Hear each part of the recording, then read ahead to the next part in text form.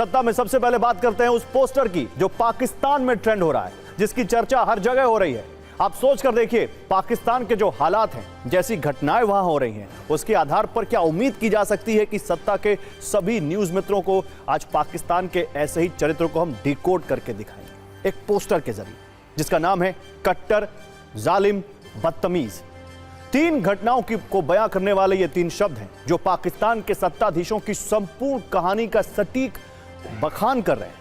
आज वीडियो सबूतों के आधार पर इसका विश्लेषण करेंगे। शहबाज मुनीर की मानसिकता, सोच और कार्यशैली को आपके सामने रखेंगे। पहले 2 वीडियो के साथ बात करते हैं बदतमीज और कट्टर वाली चर्चा की। पहला वीडियो मुनीर के 3 स्टार जनरल का है, जिन्होंने एक महिला पत्रकार को भरी प्रेस कॉन्फ्रेंस में आंख मारी है। सवाल इमरान खान पर पूछे गए थे, जिसके जवाब में पाकिस्तानी आर्मी के इस अधिकारी ने आंख मारकर अपने अश्लील आचरण का सबूत दिया है। दूसरा वीडियो पाकिस्तान के लाहौर का है, जहां हाफिज सईद और मसूद अजहर के आतंकी मीटिंग कर रहे हैं, जलसा कर रहे हैं, जहरीला भाषण दे रहे हैं। तो पाकिस्तान के डीजी ISPR का ये वीडियो देखिए पहले, जो किसी मोहल्ले के मनचले की तरह हरकतें कर रहे हैं, जो शायद भूल गए कि वो पाकिस्तान की सेना के प्रवक्ता हैं, जो शायद ये भूल गए कि वो एक जिम्मेदार पद पर है, जो भूल गए कि उनका काम पाकिस्तान की सुरक्षा करना है। एक आधिकारिक प्रेस कॉन्फ्रेंस के दौरान उन्होंने जो किया वो बता रहा है कि पाकिस्तान किस ओर जा रहा है। प्रेस ब्रीफिंग के दौरान पत्रकार अब्सा कुमान ने इमरान खान को लेकर सवाल पूछा था, लेकिन जवाब क्या और कैसे दिया आप खुद इस वीडियो में देखिए। कैसे उन्होंने इमरान खान को मरीज भी बताया और यह भी साबित कर दिया कि वो खुद कैसी सोच और कैसी मानसिकता से ग्रसित है या खुद बीमार है। देखिए। तो देखा आपने, जब अहमद शरीफ चौधरी ने प्रेस कॉन्फ्रेंस में आंख मारी तो हंगामा हो गया। पाकिस्तान की सत्ता से अब सवाल पूछे जा रहे हैं। सोशल मीडिया से लेकर सड़क तक पाकिस्तान की घनघोर बेइज्जती हो रही है। कहा यह जा रहा है कि ये पाकिस्तान के वो चौधरी हैं जो शरीफ तो बिल्कुल नहीं। कटाक्ष करते हुए यह भी पूछा जा रहा है कि पाकिस्तान के डीजी ISPR हैं या किसी मोहल्ले के मनचले। इतना ही नहीं, छपरी शब्द भी पाकिस्तान में ट्रेंड हो रहा है। पाकिस्तान का मजाक वैसे ही अलग अलग मुद्दों पर बनता रहता है। वीडियो वायरल हुआ तो इनकी ट्रोलिंग का सिलसिला भी शुरू हो गया। एक पाकिस्तानी यूजर ने सोशल मीडिया पर लिखा कि पाकिस्तान की फौज गैर पेशेवर हो गई। अहमद शरीफ चौधरी फौज का एक टपोरी है। आपको बता दें कि यह प्रेस कॉन्फ्रेंस राजनीतिक सवालों से भरी हुई थी, विशेष तौर पर इमरान खान से जुड़े आरोपों को लेकर। लेकिन अब चर्चा सिर्फ और सिर्फ आंख मारने वाले उस वीडियो की हो रही है। आपको बता दें कि पाकिस्तान में नेताओं, मंत्रियों और सैन्य अफसरों की ऐसी हरकतों का एक लंबा इतिहास रहा है। पहले भी ऐसे आरोप लगते रहे। कहने का मतलब यह है कि मुनीर के इस अफसर ने अपनी पुरानी प्रथा को ही आगे बढ़ाया है। 13 वर्ष पहले की बात है, यूसुफ रजा गिलानी पर एक रैली में शेरी रहमान के साथ गंदी हरकत करने का आरोप लगा था। इससे संबंधित एक वीडियो भी आया था, जिसको लेकर उस वक्त भी काफी चर्चा हुई थी। और तो और पाकिस्तान के पूर्व प्रधानमंत्री इमरान खान का नाम भी ऐसे स्कैंडल में आ चुका है। 3 वर्ष पहले एक महिला पार्टी वर्कर से बात करते हुए उनका कथित ऑडियो टेप वायरल हुआ था। दावा है इमरान खान अश्लील बातें कर रहे थे। वर्ष कोई भी हो, सरकार किसी की भी हो, सामने कोई भी हो, पाकिस्तान के नेताओं, मंत्रियों और अधिकारियों की सोच अमर्यादित रही है, जो लेफ्टिनेंट जनरल अहमद शरीफ चौधरी की हरकतों में भी देखने को मिल रही है। खैर, आपने पाकिस्तान की सेना का अश्लील अवतार देखा है, अब पाकिस्तान का आतंक अवतार देखिए। ये जो वीडियो आप देख रहे हैं मेरे बगल में, इस वीडियो में नजर आ रहे सारे आतंकी हैं। इनका इतिहास बम, गोली और बारूद वाला रहा है। अब ये आतंक मिलन समारोह कर रहे हैं। ऐसी तस्वीरें वैसे तो पाकिस्तान से आती रहती हैं, लेकिन यह साजिश बड़ी है क्योंकि इसकी लोकेशन लाहौर है, क्योंकि यह आतंक का नया मॉड्यूल है। लश्कर का मुखिया हाफिज सईद नई पीढ़ी के जिहादियों की फौज तैयार कर रहा है। और बड़ी बात यह है कि इस आयोजन का कर्ता धर्ता लश्कर की राजनीतिक पार्टी MML है, यानी पाकिस्तान मरकजी मुस्लिम लीग। इस आयोजन को चुनावी प्रक्रिया का हिस्सा भी बताया जा रहा है। मतलब यह कि पाकिस्तान में लश्कर की सत्ता हासिल करने वाली तैयारी हो रही है। इस वीडियो को ध्यान से देखिए और पूरी कहानी को समझिए। लाहौर में लश्कर तैयबा के आतंकवादी हाफिज सईद का हेडक्वार्टर है। यहीं पर आतंक मिलन समारोह हुआ है। इसमें हाफिज सईद का बेटा तलहा सईद मुख्य अतिथि था। लश्कर कमांडर सैफुल्लाह कसूरी भी इसमें मौजूद था। 2 पोस्टर बॉयज यहां थे, जिसकी तस्वीर हम आपको दिखा रहे हैं। एक और नाम है वो है मुजम्मिल हाशमी का।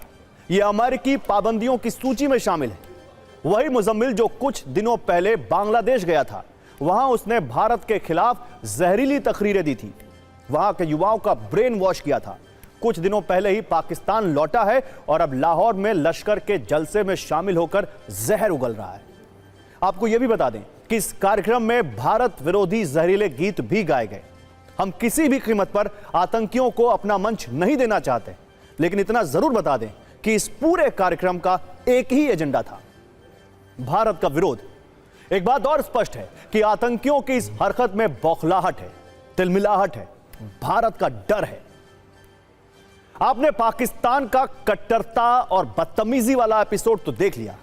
अब आपको पाकिस्तान के सैन्य प्रमुख आसिम मुनीर से भी मिलवाते हैं, जिन्हें आजकल पाकिस्तान में ही लोग जालिम मुनीर कह रहे हैं, क्योंकि वो अपने विरोधियों पर जुल्म करने की सारी हदें पार कर चुके हैं। लेकिन आज आसिम मुनीर ने कुछ ऐसा किया है जिससे पाकिस्तान में उनकी बची खुची इज्जत भी पानी पानी हो गई। कल आधी रात के बाद मुनीर के आदेश पर पूर्व प्रधानमंत्री इमरान खान की बहनों पर हमला किया गया है। 5 डिग्री तापमान वाली ठंड में इमरान की बहनों पर वाटर कैनन से बर्फीले पानी की बौछार की गई। मुनीर को लगा होगा कि आधी रात को किया गया यह अपराध वो दुनिया से छिपा लेंगे, लेकिन सच छिप नहीं सका। जब पूरी घटना का वीडियो सामने आया, इनफैक्ट कई वीडियो सामने आए, तो अब लोग मुनीर की धुलाई कर रहे हैं। इमरान खान की तीनों बहनें उनसे मिलने के लिए अडियाला जेल पहुंची थी। अदालत ने हर मंगलवार को इमरान खान से मुलाकात करवाने का आदेश दिया था, लेकिन मुनीर के इशारे पर उन्हें इमरान से मिलने की इजाजत नहीं दी गई, जिसके बाद इमरान की तीनों बहनें समर्थकों के साथ धरने पर बैठ गई। यह धरना देर रात तक जारी रहा। सुबह करीब 4 बजे अचानक पुलिस पहुंची, पहले लाठियां बरसाईं और फिर सर्द रात में ठंडे पानी की बौछार शुरू कर दी गई। इमरान खान की पार्टी की तरफ से कई वीडियो शेयर किए गए, जिनमें साफ साफ दिख रहा है कि इमरान की तीनों बहनों को निशाना बनाकर वाटर कैनन का इस्तेमाल हुआ है। देखते ही देखते कई ऐसे वीडियो सोशल मीडिया पर वायरल हो गए, जिनमें ठंड में लोग भागते दिख रहे हैं और वाटर कैनन की बौछारें साफ नजर आ रही हैं। इन वीडियो के बाद पाकिस्तान में भी मुनीर के खिलाफ गुस्से की लहरें उठने लगी। लोग सोशल मीडिया पर उन्हें बुरा भला कहने लगे। सोशल मीडिया पर लोगों ने लिखा, हमारा सैन्य प्रमुख तो डरपोक निकला, औरतों से ही डर गया। तो किसी ने पाकिस्तानी सेना प्रमुख मुनीर को वर्दी वाला गुंडा बताया। एक यूजर ने लिखा, आसिम मुनीर औरतों से डरने वाला पहला फौजी बना है। उनका ऐसा मजाक उड़ाया कि सेना प्रमुख की जगह मुनीर वाटर कैनन ऑपरेटर कहा जाने लगा। 71 साल की बूढ़ी औरत पर वाटर कैनन के इस्तेमाल को जुल्म की इंतहा बताया। सोशल मीडिया पर एक पाकिस्तानी ने लिखा, लगता है मुनीर इस वाटर कैनन से लोकतंत्र की प्यास बुझा रहे हैं। मुनीर के खिलाफ लोगों का यह गुस्सा सिर्फ सोशल मीडिया तक नहीं है, बल्कि गुस्से का उबाल सड़कों पर भी साफ दिख रहा है, जिसकी एक झलक इस रील में देखिए। और सत्ता में अब बात विवादों के उस महाराज की जो आए दिन प्रवचन से ज्यादा ज्ञान और कथा सुनाने से ज्यादा विवादित बयान देने के लिए ट्रेंड करते हैं। कोई उन्हें महाराज जी कहता है तो कोई कथावाचक। नाम है अनिरुद्धाचार्य, जो वैसे वृंदावन में गौरी गोपाल आश्रम के फुल टाइम कथावाचक हैं, लेकिन कई बार अलग अलग विषयों पर अपने विचित्र ज्ञान की ज्योति प्रकाशित करने की वजह से इन्हें कुतर्क वाचक भी कहा जाता है। अनिरुद्धाचार्य महाराज का ऐसा ही कुतर्क उनके लिए मुसीबत बन गया है। कथावाचक अनिरुद्धाचार्य के खिलाफ मथुरा के सीजेएम कोर्ट में एक शिकायत दर्ज की गई है।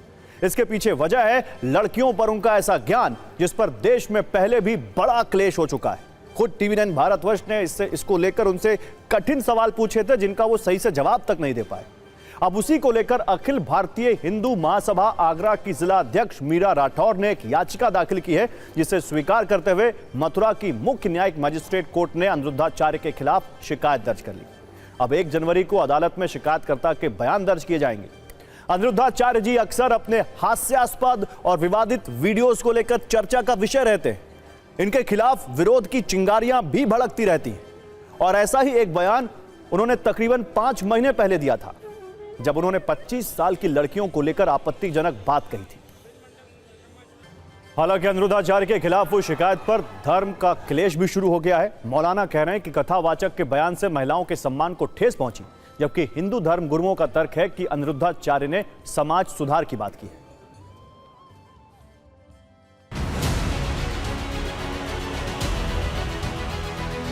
करप्शन पे मुकदमा मुकदमा होना चाहिए और इनको जेल भेजना चाहिए, क्योंकि हमेशा महिलाओं पे टिप्पणियां करते रहते।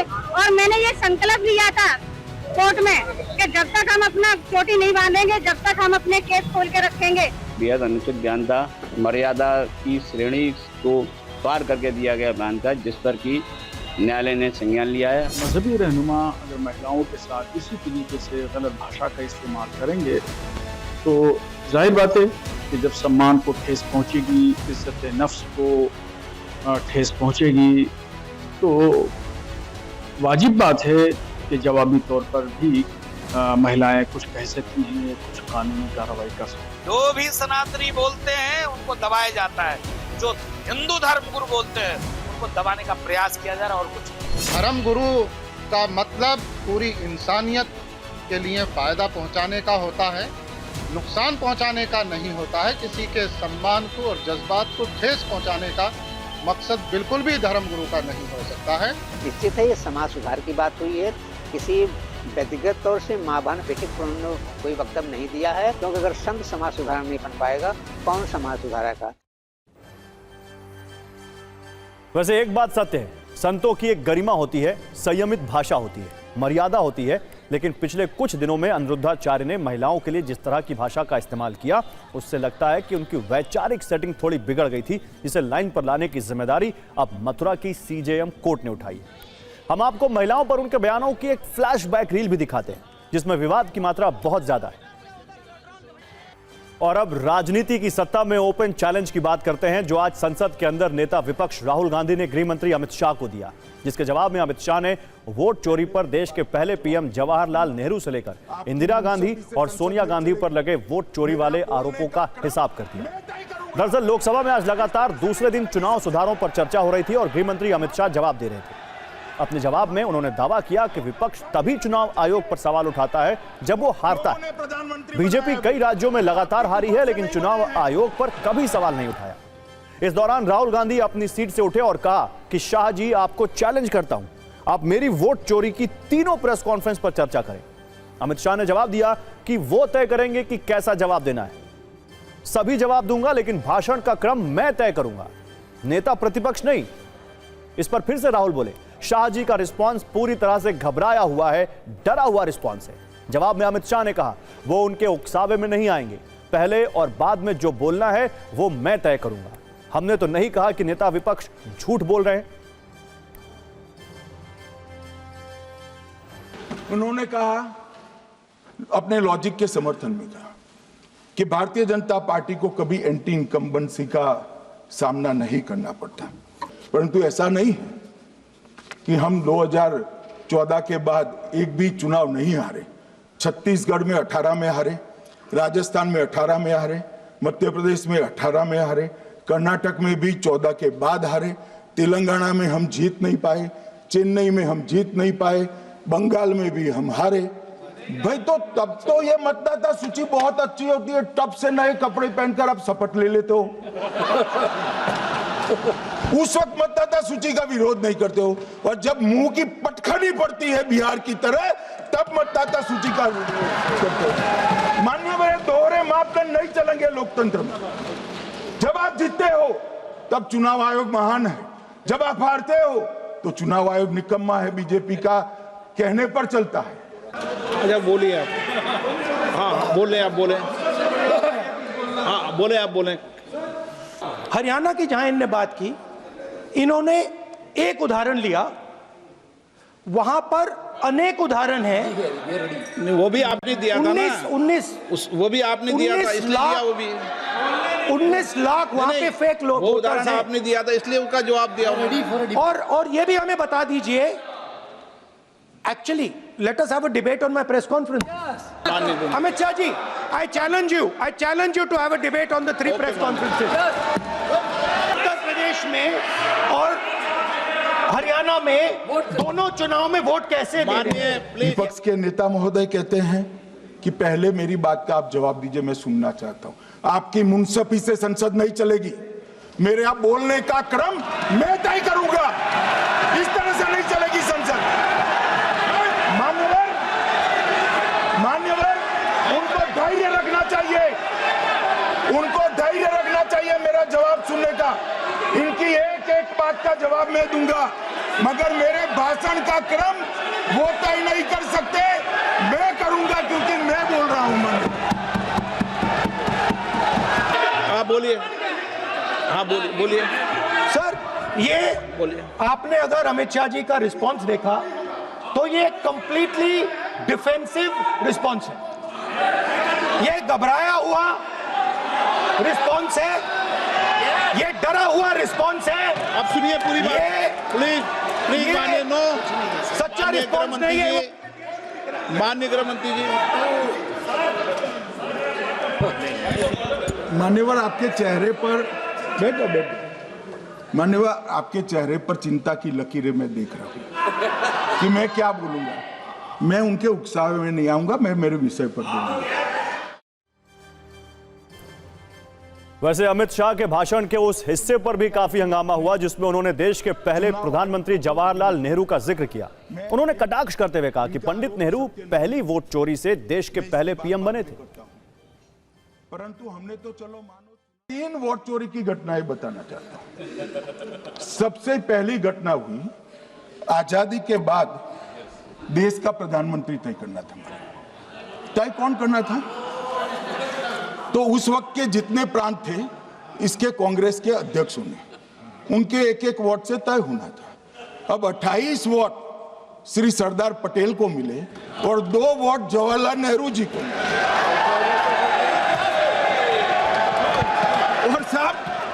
और साहब प्रधानमंत्री जवाहरलाल जी बने। मान्यवर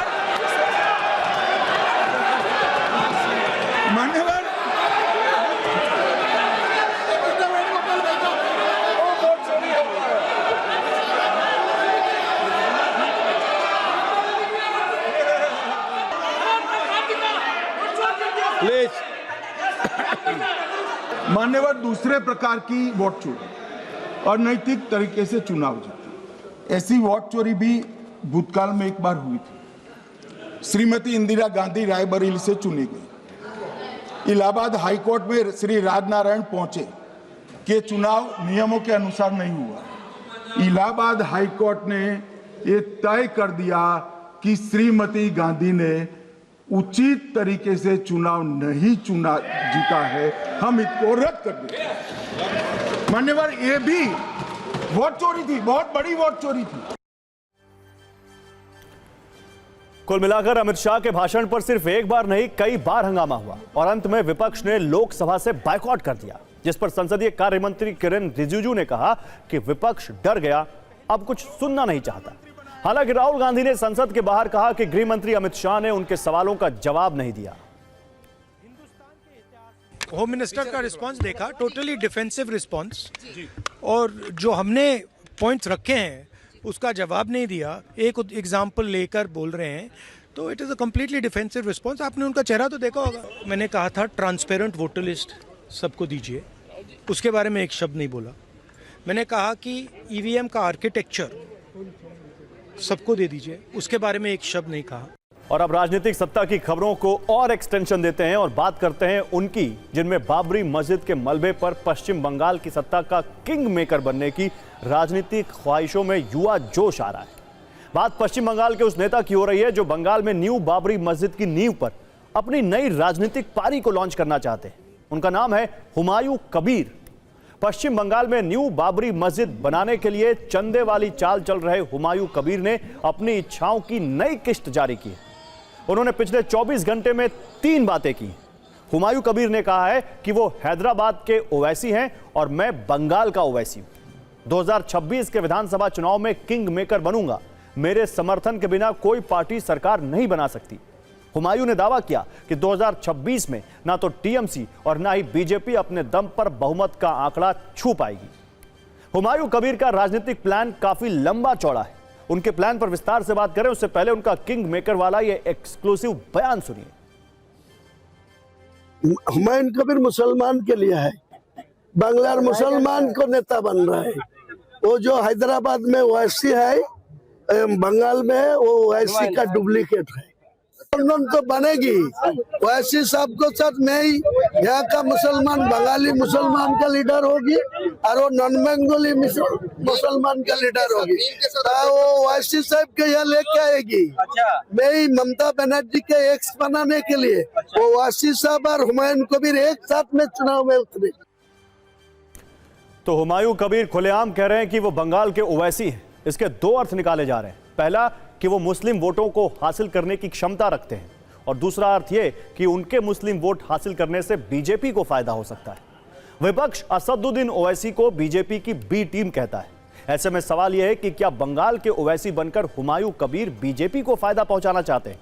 हुमायूं कबीर ऐसा खुलकर तो नहीं मान रहे, लेकिन पश्चिम बंगाल की सत्ताधारी पार्टी टीएमसी हुमायूं कबीर पर बीजेपी के इशारे पर काम करने के आरोप लगा रही है। ऐसे सवालों पर हुमायूं काफी औपचारिक हो जाते हैं और दावा करते हैं कि वो बाबर मुर्दाबाद के नारे लगा सकते हैं। हिंदू आस्था से छेड़छाड़ का सवाल भी नहीं, वो तो अल्लाह का घर बना रहे हैं। टीवी 9 के साथ खास बातचीत में उन्होंने बाबर मुर्दाबाद के नारे भी लगाए। एक बार वो भी सुनिए। क्या किया उनका शासन काल में? कोई गलत काम किया, किसी को बलात्कार किया, किसी को खून पिया, वो तो मेरा साथ कोई लेना देना है ही नहीं। उसी टाइम मैं भी दुनिया में नहीं था, अब भी नहीं था।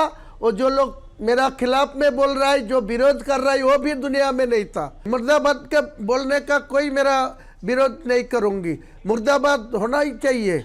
मेरा बाबर को साथ कोई रिलेशन नहीं है। बाबर को मैं प्यार नहीं किया, लेकिन मस्जिद में बनाएंगी।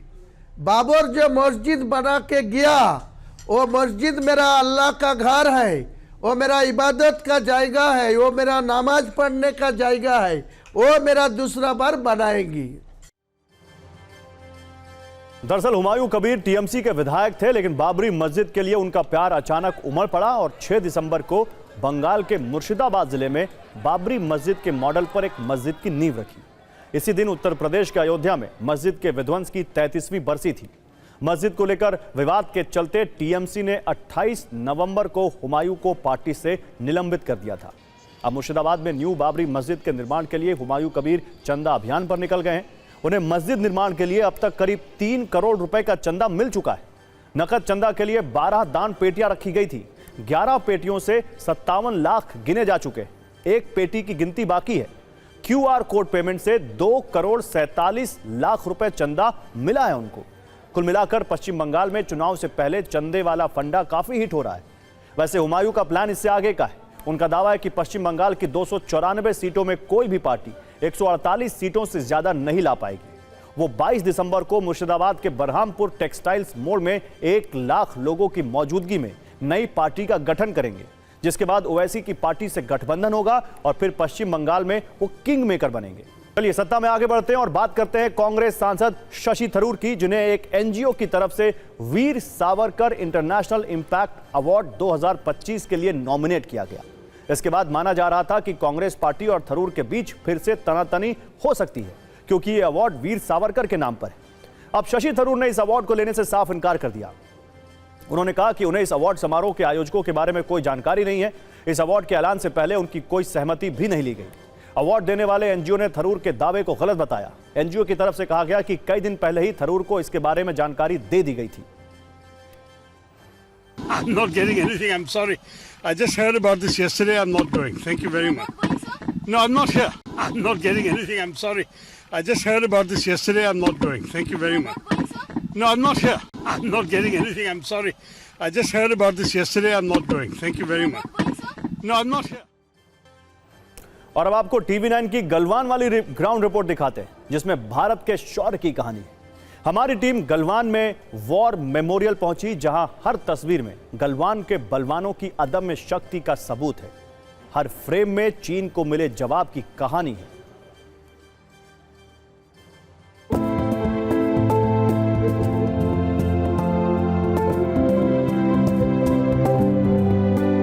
टीवी 9 भारतवर्ष इकलौता पूरे न्यूज इंडस्ट्री का, इंडियन मीडिया का एक लौता ऐसा चैनल है जो कि गलवान पहुंचा है 2020 की हिंसा के बाद, और हम ठीक उसी जगह पर हैं जहां पर ये हिंसक झड़प हुई थी भारत और चाइना के सैनिकों के बीच में। और आपको मैं दिखा दूं, यहाँ से ये देखिए पीछे लिखा है आई लव गलवान, यानी कि हम बिल्कुल उस पॉइंट पर आ गए हैं, उस स्ट्रेटेजिक पॉइंट पर आ गए हैं जहाँ पर भारत और चाइना के जवान के बीच में हिंसक झड़प हुई थी।